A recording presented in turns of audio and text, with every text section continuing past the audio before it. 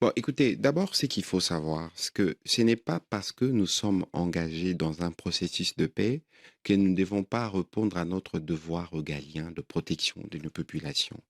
Sur Minembwe, on en parle beaucoup, mais il se passe des choses inacceptables à Minembwe. Je pourrais, évidemment, avec des images, vous partager des images où le Rwanda utilise les ambulances pour transporter des drones et faire des attaques en partant de l'utilisation des matériels médicaux. Alors, C'est je vous c'est une donne, accusation grave. c'est une accusation qui est étayée, c'était un crime de guerre, pour vous donner une illustration.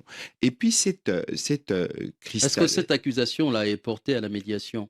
ben, écoutez, évidemment, il existe des mécanismes qui rapportent évidemment tous les incidents sur le terrain qui se passent.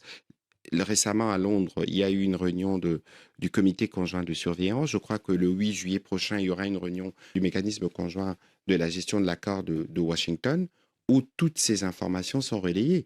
Et sur Minembwe, d'abord, il faut relever le fait que le Rwanda devrait cesser la stigmatisation d'une communauté congolaise.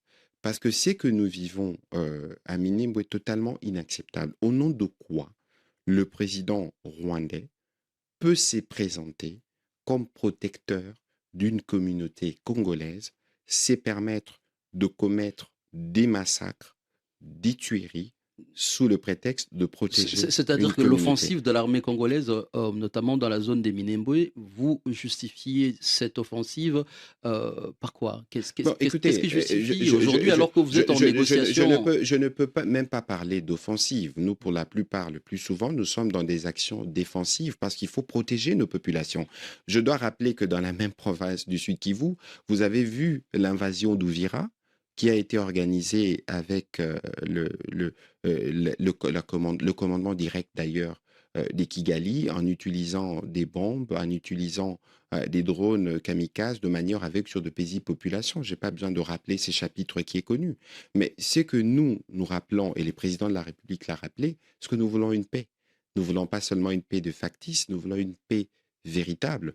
Et nous travaillons dans cet objectif. Mais en face de nous, nous avons un pays, nous avons un président avec sa cohorte des fils ou des supplétifs qui pensent maintenir les climats des terreurs sur le Pourtant terrain.